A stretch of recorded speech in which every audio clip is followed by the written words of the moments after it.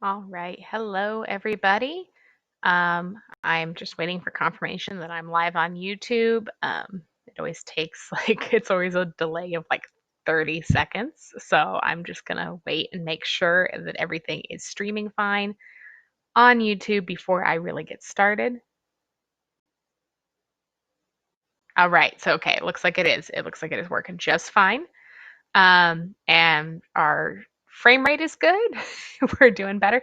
I don't know what his it was up with the frame rate the first couple of times I used this software, but now it seems to be just fine. So I don't seem to be having any more issues with that. So let's get started. And this is going to be a video that almost everybody who watches it is going to disagree with me on at least something. So it's kind of funny because it's these two technically related but not really related cases. Two different shootings, right? Two different times when a gun was fired, and in both cases the claim is self-defense. And I'm going to talk about why one is legitimate self-defense and the other I do not believe is was legitimate self-defense in the way that it's being portrayed. Um, and people are going to disagree with me on either one or the other or both. Maybe, and if you agree with me on both of these, if you're like, yes, you're right on both things, wow, welcome. And you're one of the few people who, fits into my narrow niche of a worldview on these issues. Because I don't fit in perfectly with either the right or the left, not necessarily with most libertarians or with everybody.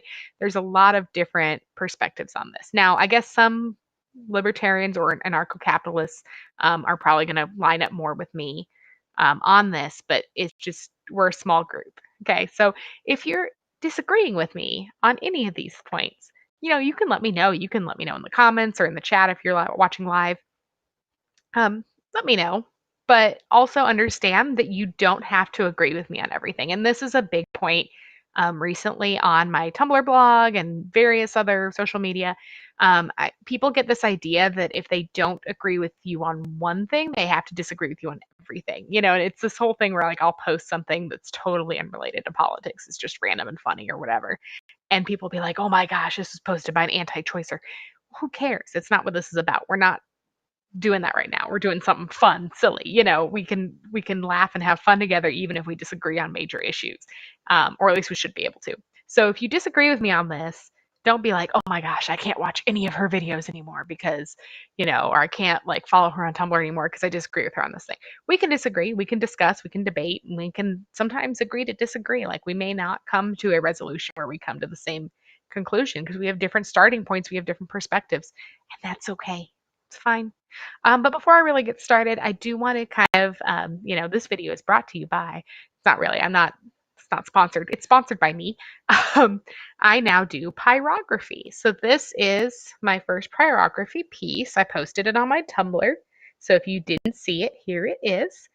Live, Laugh, Lord of the Rings. Ha ha ha. It's kind of voted on by uh, followers. I posted, I had done the border here and then I had left, this was blank. And I was like, oh, what should I put here?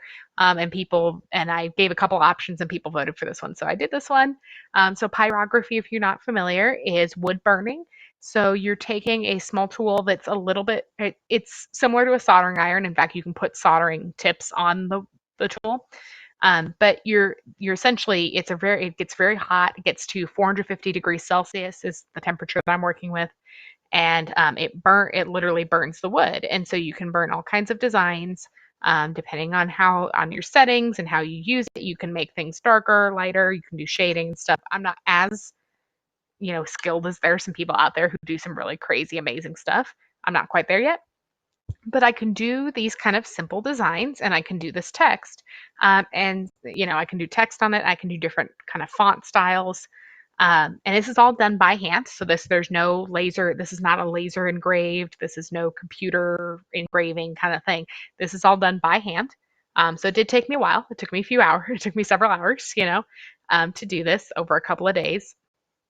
But when I posted this on Tumblr, several people mentioned that they could see buying something like this, or they could see commissioning a custom piece, in this kind of style. And so I made that option available. I have linked the form in the description if you are interested in commissioning a piece. And on the form, all the prices and price estimates are there. So if you're like, well, okay, I might be interested, but how much does it cost? It's all there. So go ahead and check that out. I've already gotten one commission, which I'm really excited to get started on. And it's, I'm doing some coasters and that's going to be fun. So like there's coasters, you can get a board like this if you just want like kind of a sign. I've got also some boards with more like kind of wavy edges, which are, kind of more interesting shape to the board. And that come with a little stand. So you can have it like standing up on like on a bookshelf or something. So if you're interested in those, if you're interested in ordering something like this, also keep it in mind for Christmas. And also don't wait too long because they do take, it's about a 2 week turnaround. Plus, depending on how, like if I start getting a whole bunch of commissions all of a sudden, then it's going to be more than 2 weeks. But it's about like a 2 week-ish turnaround. So if you're thinking about these for like a Christmas gift or something, don't wait too long to order them. Like think about it soon, okay? But the link is in the description below. It's also on my Tumblr blog. So if you're like later being like, oh yeah, Pro Life Pro Liberty does pyrography, I should order something from her. And also, like I do funny things like this. I can do custom designs. I can do names, whatever. I can also do pro life stuff. So if you want like cute little pro life coasters, obviously that's fine.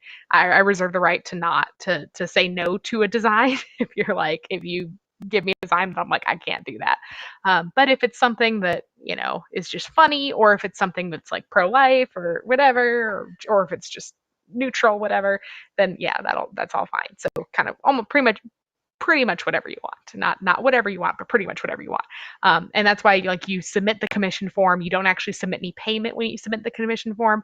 You just submit the commission form. I take a look at it. I make sure that it's something that is doable.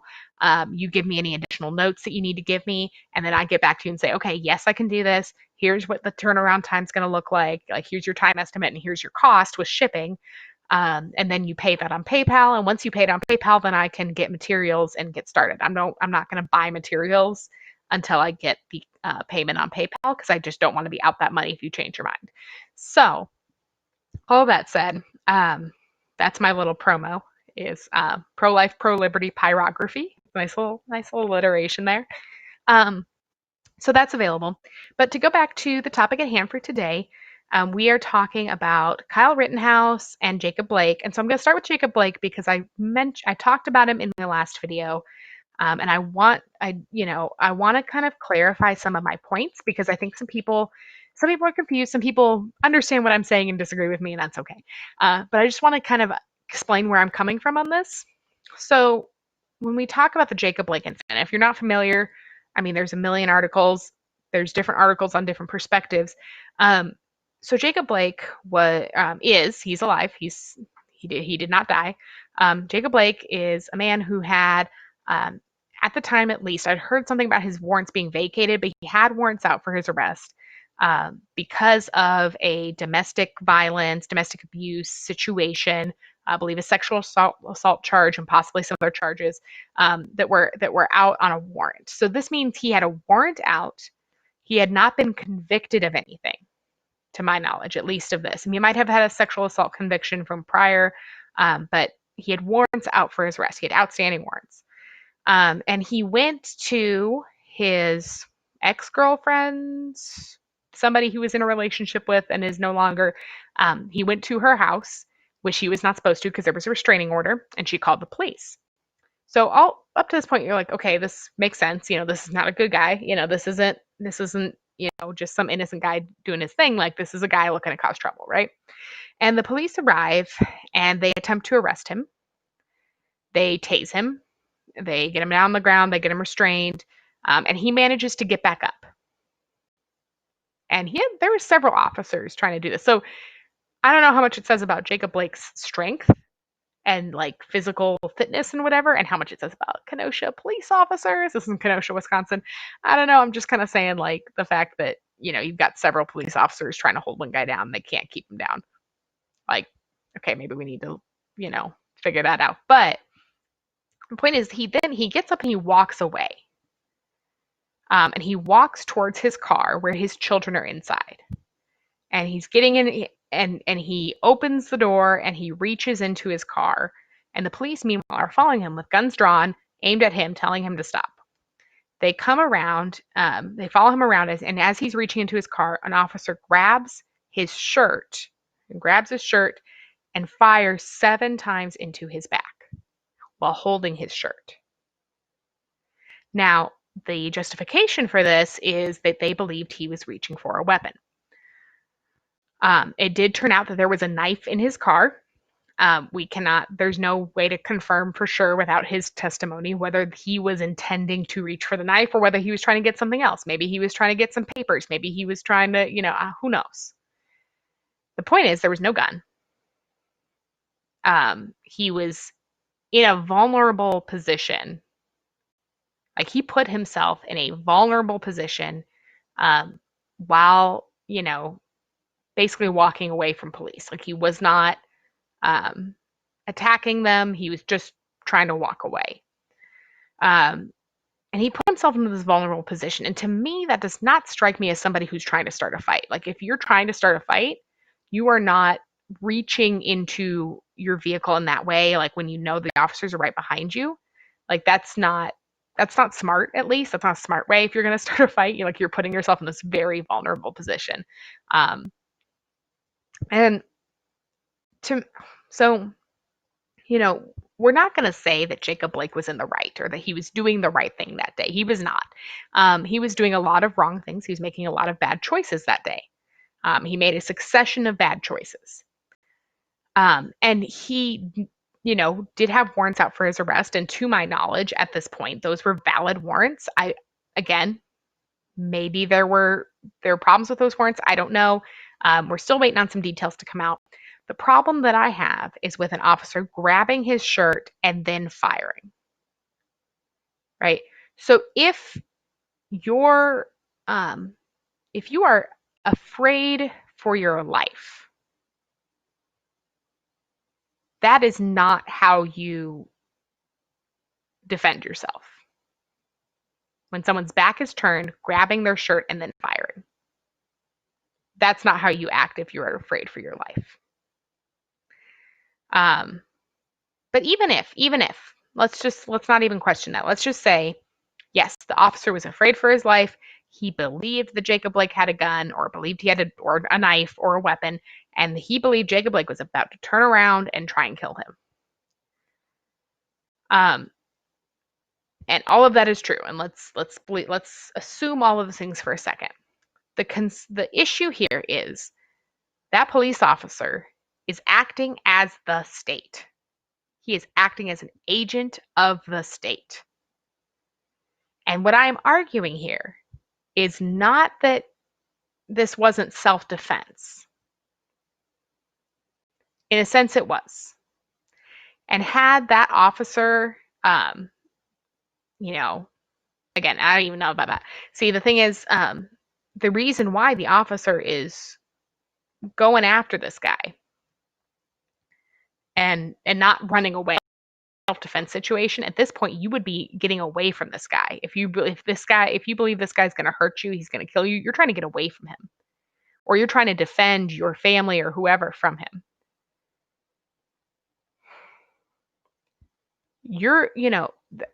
That would be a self-defense situation.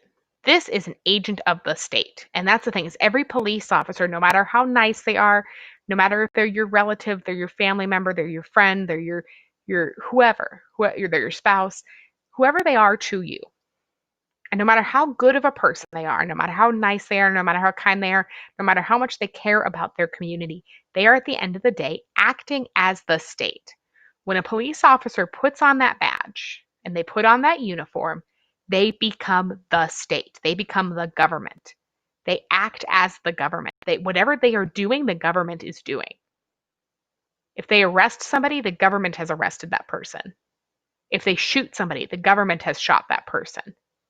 If they say something, the government has said this. And that's why there were cases where police officers have been fired for saying things that are very political while in uniform. Now, if you're out of uniform, that's different. If you are on your off-duty time, you are not in uniform, you are acting as yourself, say whatever you want. But as soon as you put on that uniform, as soon as you put on that badge, you are now speaking, acting Anything you do, say, whatever, is as the state.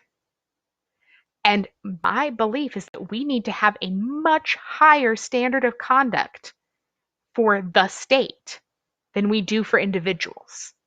So if this police officer had been off duty and had some kind of altercation with Jacob Blake on a personal level, and Jacob Blake had threatened to kill him and maybe threatened him with a weapon, and that officer off duty in his off time had shot Jacob Blake in that kind of self-defense situation, that would be a legitimate self-defense situation.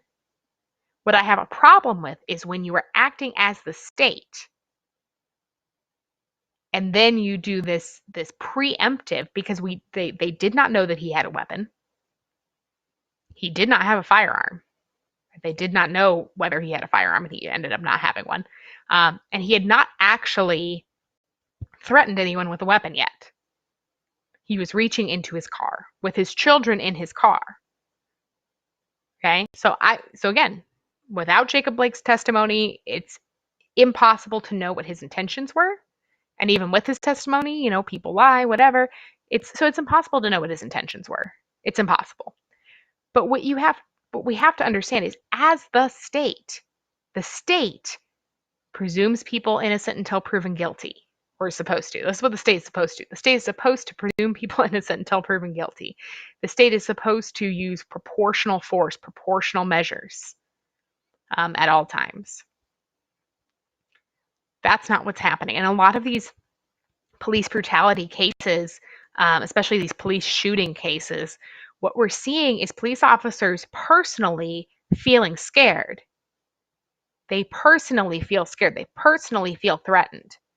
And so they act as the state. They use the authority and force of the state to protect themselves, not the civilians, not necessarily. And now in some cases this is different, but what about the civilians that they are supposed to protect? And that includes criminals. And this is the other thing I get people saying, like, well, criminals shouldn't have rights. Whoa there. As soon as you say criminals shouldn't have rights, a lot of red flags, a lot of warning lights and sirens go off. Because what defines a criminal? What makes somebody a criminal? Now you could say, oh, well, they do something wrong. Okay, so we can talk about like what it, somebody who's a criminal in a moral sense, where they have committed a moral crime. And we could say that Jacob Blake has done so. He has committed a moral crime. But when we're talking about a criminal, in a legal sense, which is what we're doing right now, we're talking about legal issues. We're talking about the force of the state. We're talking about somebody who had a warrant out for their arrest. We're talking about legal crime, or the legality of something and whether you've broken a law. What makes you a criminal is what the law says. And the law can be wrong. And we know this. We know that the law can be wrong. And we know that people are frequently arrested and convicted of things that should not be crimes. Now, I'm not saying this is the case with Jacob Blake, but my point is that as soon as you say criminals, you take this big label, criminals don't have rights. What you're saying is that all the government has to do to take your rights away is declare you a criminal. If you determine, okay, criminals have no rights, they've given up their rights, they have no rights anymore because they are a criminal, because they've been given this label of criminal, then all the government has to do is pass some law that you then can break. And as it is, I mean, we all break laws every day because there are so many laws in the books that we can't possibly know them all.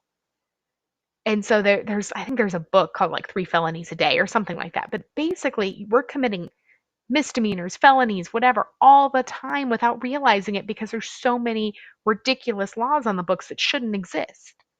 So once you say criminals, this label, criminals, don't have rights, what you're saying is that you've just given the government the open door to take your rights away. As it is, we have issues with like the fact that, felons aren't allowed to own guns, and people talk about it like, oh, they were a felon, they shouldn't have had a gun. Okay, here's the problem. If all of us have committed felonies, right, without realizing it, pretty much, I mean, basically we've all committed felonies without realizing it because there's so many ridiculous, archaic, whatever laws on the books that we forget about or that we never knew about, that we don't know we're breaking. If you say, oh, felons can't have guns or criminals don't have rights, what you're saying is that your rights can be taken away as long as you can be labeled a criminal. And that is incredibly easy to do. They may not even have to pass a new law. They might have to pass a new law, they might not. They might just have to dig up an old one. And that's happened to people. Like there have been times where government officials have a vendetta against somebody, so they dig up an old, archaic, almost never enforced law. And it happened to what's his name, the guy who was supposed to be national security advisor um, for Trump, and then they found out. They said they're like, oh, he lied, and it turns out that it was like, no, they tried to entrap him with some archaic law that has almost never been enforced and is unconstitutional. So and then they're like, oh, look, he's a criminal, like. And it's like, to say, criminals don't have rights is to give the government way too much power, because the government is the one who determines whether somebody is a criminal. And so when I'm talking about this idea that we all have rights, and that the role of government is supposed to be to not infringe on our rights and make sure that essentially ensure that we can, exercise our freedoms, right? Without interference. And so government is not supposed to, make everything a perfect, peaceful utopia. That's not government's job. If you're like, oh, I want this peaceful, perfect, maybe, 1950s world or 70s hippie, love, peace and love kind of world, whatever kind of world you're envisioning, this utopia where everybody's nice to each other, everybody's friendly, and nobody gets hurt. And, government is not the one to create that. A community that is safe and loving, and that where neighbors help each other, like those qualities of a community, of a society, those are built by the people in those societies. Those are built by families. Those are built by parents teaching their children. Those are built by schools that don't indoctrinate, but instead cultivate. Those are built by community organizations and religious organizations that teach moral behavior. And now with my anything about my theological views, there's a lot more to church than just learning moral behavior, but that is a function, that is one function, not the most important function, but it is a function of religious organizations, is they teach you how to live in a society with your friends, family, and neighbors, and treat each other decently, right? Like that's one function of religious organizations, and of all these other structures of our society that have nothing to do with government, right? And when I say schools, I'm not talking about our public school system, because it's trash. Our public school system is utter trash. It's garbage. I'm talking about homeschool. I'm talking about private schools. I'm talking about, community schools, whatever, I'm not talking about our public education system. It's trash. But if you want this perfect, beautiful society where everyone's nice to each other and nobody hurts each other, that has to be built by us. That is not built by government. And so this whole idea of like, oh, government needs to clear out all the bad people. Government needs to, punish all the people who do things we don't like. That's not going to end well. It's going to end with oppression. It's going to end with tyranny. So we need to stop. We need to stop expecting the government to be our mom, right? Like you need to, it's like mom, breaking up all our fights and negotiating all of our disagreements. Like we need to start learning how to handle our own stuff.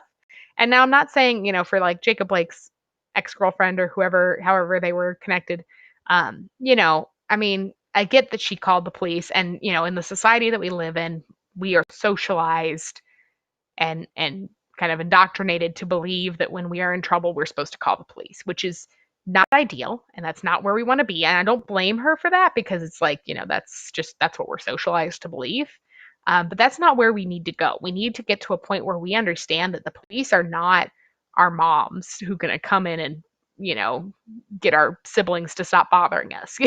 Like we need to start kind of taking care of ourselves and resolving our own disputes and resolving our own disagreements, and not bringing the force of the state down on every time somebody we have a problem with somebody.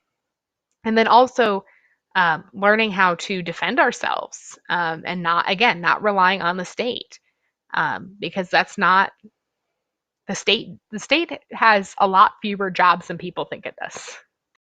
So that's my take on Jacob Blake. And again, you can disagree with me on this, especially if you're somebody who's like a Blue Lives Matter, which I mean, I almost said it. Uh, Human life matters, right? And we can focus on specific groups, and I understand that. Like, in the case of like the phrase Black Lives Matter, not the organization, but the phrase Black Lives Matter. Yes, they do, right? They do matter.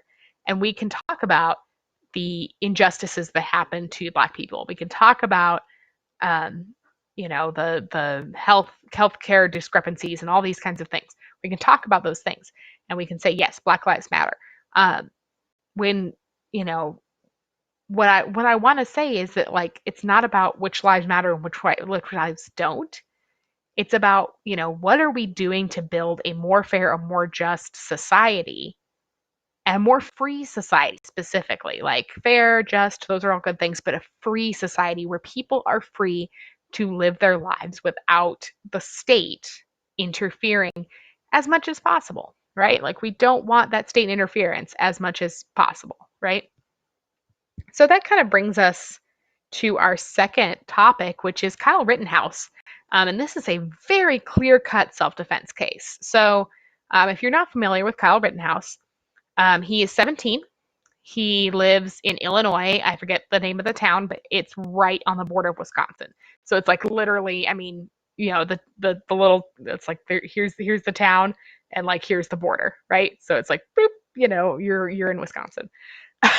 So people are like, oh, he came from Illinois. It's like, okay, Illinois and Wisconsin are right next to each other. Kenosha, Wisconsin. Okay, again, if here's your border, and then here's where Kyle lives, and then here's Kenosha. So it's like bloop. It's not. He hardly went anywhere. Like it's all one metro area basically. It's all one area. Because you've got like where yeah, you got like where Kyle lived, and then you've got like Kenosha, and then you've got like Milwaukee, and then you've got like Chicago. So it's like this is all one area, all right, on the map. It's not like he got on a plane. It's not like he drove 5 hours to get there. It's like he lived in the area, right? Probably went to Kenosha. Like it's kind of thing like, oh, I'm gonna go over to Kenosha for whatever. So anyway, so Kyle was part of this group that had basically said, hey, we're going to come out, and they were responding to requests from business owners. Business owners were saying, help. you know they were business owners in the area in general, not necessarily any specific business, but there were general calls from business owners in the area. Please help, help us out, because our city's been trashed by riots, and these were the riots because of Jacob Blake's shooting. So it's like, the Jacob Blake shooting happens. We've got protests, which turn into riots because people get out of hand, and they don't, they're not always thinking about what the constructive goals of the protest are, and they're just angry, and they just want to destroy things, and it's not good because it's counterproductive. It doesn't help us get closer to real change, right, and real constructive progress toward the things that we need to do, like such as ending qualified immunity and civil asset forfeiture, which, yeah, anyway.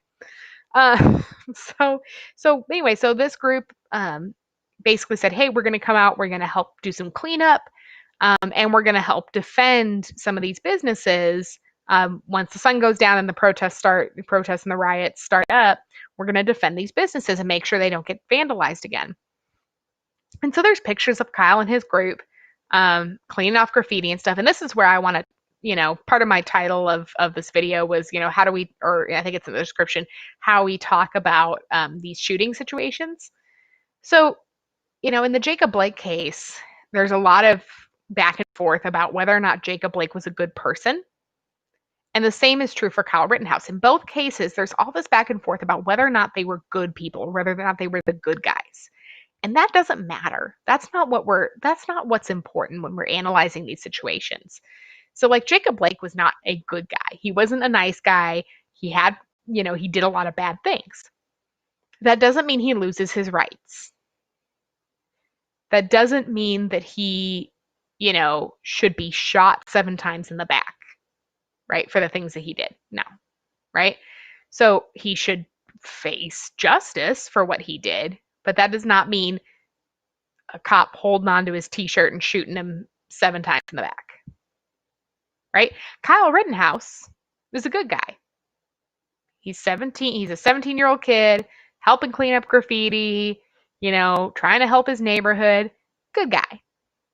Still, that's not why this was self-defense. It's not self-defense because he's a good guy and whatever. No. So there's all these pictures going around of him cleaning up graffiti, which, are nice and all, but that's not the point. That's not what determines how we look at the situation. So, like, yeah, you can say, oh, yeah, look at all these nice things he did, but that's not why it's self-defense, right? And some people might be convinced by those pictures, but I mean, it's the same thing. Like, they do the same thing for every police shooting where they show all these pictures of the victim, doing nice things. And it's like, well, okay, but they also had, worn out because they sexually assaulted somebody or whatever. So it's like you don't need to make people heroes and villains, is what I'm trying to say. We can just be people, right? We can all be people. We're not heroes, we're not villains, we're people. We're human beings. We make choices. Some of them are good, some of them are bad. But regardless of the choices that we make, we still have rights because our rights are inherent to us. Regardless of our choices, our rights don't come from our choices. And so, Kyle Rittenhouse, he goes and joins up with this group. And now it's important to note that some people were saying, oh, he committed a crime because he transported a firearm across state lines. First of all, that should not be a crime. There's no good reason to not be able to transport firearms across state lines. That's stupid. Uh, it's just stupid. It's not consistent with the right to bear arms. The right to bear arms does not know any state lines. Like, there are no state lines mentioned in the Second Amendment or in any, as far as I know, in any state constitution, because every state constitution has their kind of like Declaration of Rights or Bill of Rights or whatever. Like, they all have something that spells out the rights that people have, or at least like some of the rights that people have.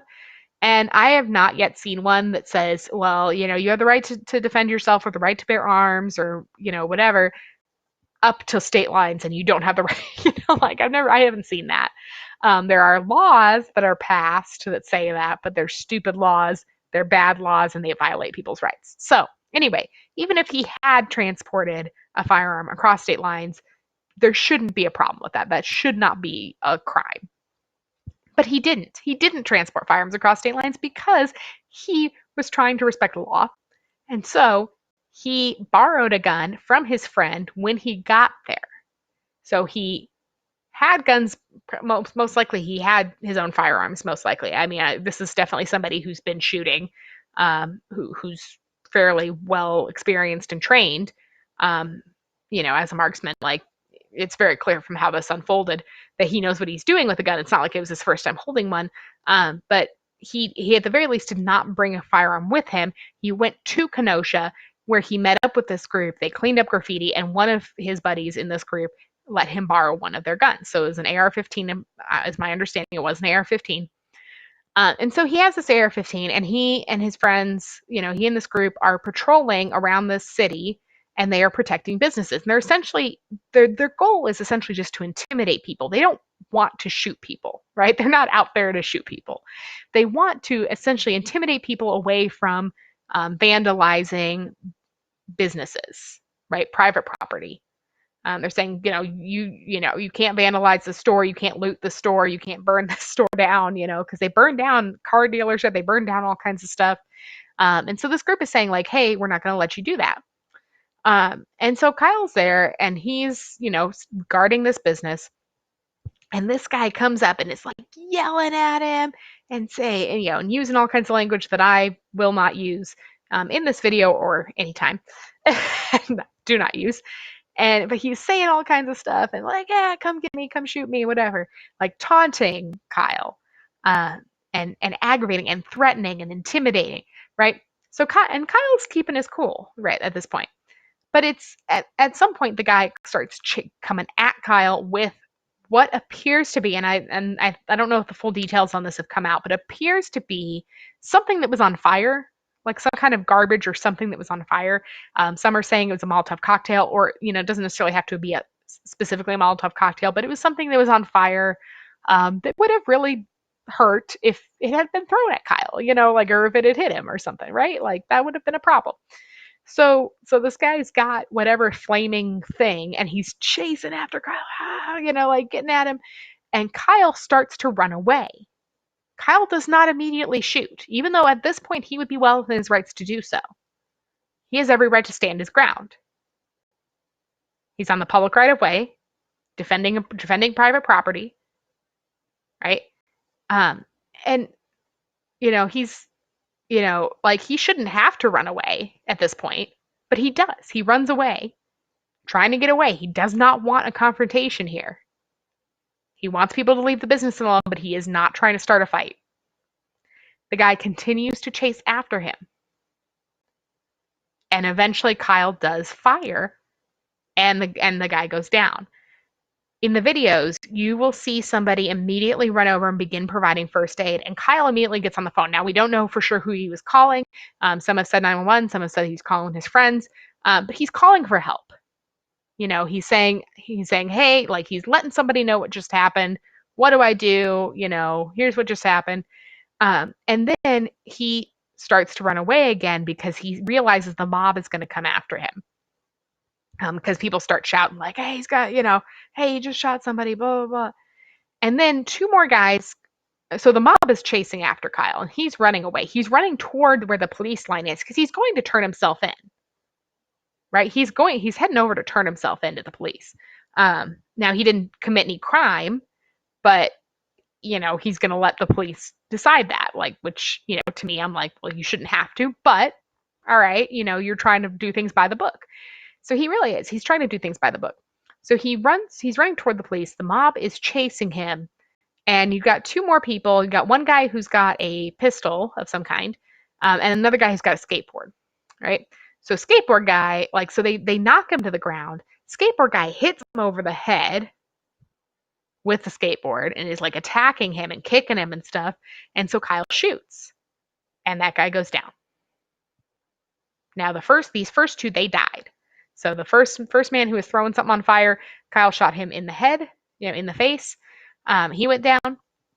The second guy was shot in the chest and he went down. And, both of those people are dead. Now, again, people are going into who those people were. It doesn't matter who they were. No, they were not good guys, but that doesn't matter. The point is that they were attacking somebody. They were violating the non-aggression principle. They were attacking somebody who had not attacked them, and who had only fired in self-defense. They were attacking, and he fired in self-defense. Like that. That's all we need to know as far as whether this was legitimate, justified self-defense or not. That's all we need to know. All the other stuff about what their criminal records were or weren't, you do not lose your rights when you become a criminal, but you also, that doesn't give you a pass. It's like you don't get a pass, you don't lose your rights. We have three individuals at this point in our story here. We have three individuals, two of whom were attacking the third. The third fires and kills the other two. That is self-defense. Then, right around this time, the guy with the pistol, this fourth person, this guy with the pistol, is aiming the pistol at him, and he's trying to take Kyle's gun from him. He's trying to disarm him. Kyle's not going to let himself be disarmed. He's surrounded by this mob that is out for his blood at this point. There's no way he's letting himself get disarmed. And he shoots and he hits the guy, I think the right arm or whatever, but he hits the guy in the arm, and just tears up his arm, like his bicep and whatever. And so, you'll see, people talking about what exactly happened there. But again, this is somebody who's trying to disarm, again, a person who had only fired in self-defense, was well within his rights to fire in self-defense. And then you have somebody again trying to disarm him. And so he fired. So the person who was trying to disarm him, who got shot in the arm, he is alive. But I think there is permanent damage done to his arm. Like he is going to have some permanent issues there, but he is alive. And so you have 2 dead and 1 severely injured, potentially maimed, because they were attacking a 17-year-old, a minor, right? And even if he wasn't a minor, even if he was an adult, even if he was some big burly guy, whatever, like these were 3 people attacking an additional person who fired in self-defense. That is justified. That is exactly what we talk about when we talk about self-defense. And I want to talk about self-defense specifically because a lot of people are saying pro-lifers should not justify what Kyle Rittenhouse did. We don't have to justify because it is justified. We don't need to sit there and argue over whether it was justified. It was clear-cut self-defense. But the pro-life position is compatible with being pro-self-defense. In fact, in my view, they're connected. You have to be pro-self-defense if you're pro-life. Because if you're pro-life, but you don't believe that people should be able to defend themselves, their own lives, like if you don't think I should be able to defend my life, that's not pro-life, right? Or if you don't think, and not just self-defense, but defense of the innocent, defense of the vulnerable, like as a pro-life person, not only do I believe you should be able to defend yourself, I believe you should be able to defend the innocent. If somebody's trying to hurt a child, like if you got a child abuser, like you should be able to use, you should be able to use force to stop that. Like you should be able to defend the innocent. And so that's my whole, on both of these cases, we have 2 shootings, we have 2 sets of people where everybody's so focused on whether or not who's the good guy, who's the bad guy. It doesn't matter. What matters is the circumstances of that specific interaction. In the specific interactions, in the case of Jacob Blake, it is not straight up clear-cut self-defense because the cop A was holding on to the guy's shirt and shooting him in the back, and B, the cop is acting as an agent of the state. He's not acting as a private citizen. He's not acting as just a normal civilian who's defending himself. He's acting as state. Everything he does is as the state. You are no longer an individual when you act as an agent of the state. You are now acting as the state. Anything you do, the state does. Right? So that is what makes it different. And in the case of Kyle Rittenhouse, you have an individual who chose on his own to go and defend other people's property, right? He wasn't even just defending, he could have just been defending his own property. He wasn't. He was defending other people's property and helping business owners in a town he didn't even live in. He went to another community, defended property. Like that's altruism, right? That's altruism. And he defended that property with, and in the process of which had to defend himself. So this is a case of a civilian, an individual who is not acting as the state. He was not deputized. In fact, the sheriff of Kenosha said, no way are we deputizing anybody. He was not deputized, so he was not acting as the state. That's why I'd say, this whole thing about whether you're going to deputize people, we don't need to be deputized, right? Like, we don't need sheriffs to deputize people. Because then once you get deputized, you are now acting as an agent of the state. Versus if you are a part of a militia group or a mutual defense kind of group, or if you're just acting as yourself, defending your own property and your own stuff, like that's, you can do that as a private citizen. You don't need to be a deputy. You don't need to be part of the state in order to defend property and defend life and defend the vulnerable and defend yourself. So I would not push, I don't like this push for deputizing people or this, shaming of that sheriff for not deputizing people. that's not where we need to go with this. We do need to look at that sheriff's comments from 2 years ago. I posted a video on my blog. I deleted it because I realized I hadn't given proper context, and the video I had selected had all this commentary I didn't stand behind. So I just deleted the post, and I'm going to see if I can find a better video, proper context for it. But it is worth looking up. If I don't post it anytime soon, like just still look it up. Sheriff David Beth, I believe is his name. He's the sheriff in Kenosha, and he made some comments 2 years ago that are very concerning, and I think speak to how he's handling some of the stuff today. They were 2 years ago, and so maybe he's totally reframed his worldview. I kind of doubt it, and I'm a little concerned. So the comments he made 2 years ago were about some people who had committed some crime, and there was a car chase or whatever, and they. But anyway, it's like these, I think, 5 people that had been arrested for some felony crime involving vehicles or something. But he makes these comments about wanting to take, people like that, out of society, warehouse them, leave them there to die, essentially, is what he said. Not necessarily killing them, but like, essentially you're locking them up until they die and making sure they don't reproduce. Like that, those were those were almost exactly his words. Which that was just very disturbing to hear. And he made this comment about like, well, we can sell, after they die, we can sell the warehouses to Amazon. These were very concerning and confusing comments to hear from a sheriff from an official press conference platform. And so anyway, I just think we need to be taking a look at this sheriff and what is he doing and how he's handling this. But this is another prime example is when Sheriff David Beth gets up there on a podium in front of the press and he says these things. He is speaking as the state, as the government. He is speaking as a government representative when he says those things in his uniform, in an official capacity, in front of the press, speaking as the sheriff.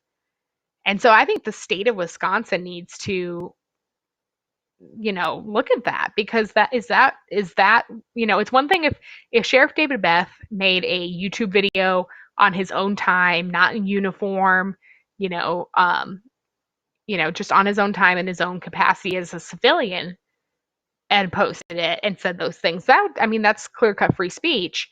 When you say it as the sheriff, that is now government. And it's really important that we distinguish the two. So anyway, that's the gist of what I had for today. Thank y'all for watching. And again, in the description, we have all the links and the, all my social media links and things like that. And also the link to order one of these. You can order, if you like this Live Laugh Lord of the Rings specifically, if you're like, oh man, I want one of those, you can order that. Like you can totally say, hey, can you make me this thing? Feel free. You can do whatever custom order you want, but and the one I'm working on right now is not this, but if you're like, hey, I really like that, that's really funny or cute or whatever, and you want this, you can order this specifically and say, hey, I want to Live Laugh Lord of the Rings, like the one that you showed on your channel, and I can do that. So just let me know in that form in the description, and I can make that for you. And it's about a 2 to 3 week turnaround, depending on how busy I get. So if I get real busy with lots of commissions, it's gonna be more like 3 weeks. Right now we're looking at 2 weeks, and that's 2 weeks making the whole thing. Like that's 2 weeks making this and shipping it. So as in you would order it and you would get it 2 weeks after you paid for it. So if that sounds good to you, gifts, birthday gifts, Christmas gifts, fun decor items for your home, whatever. Hey, political, you want a political sign for your window and you want it to look cooler than just these plastic signs or whatever. Hey, we can do that. We can make that work. So anyway, thank you. And that was today's episode of Pro Life, Pro Liberty Live.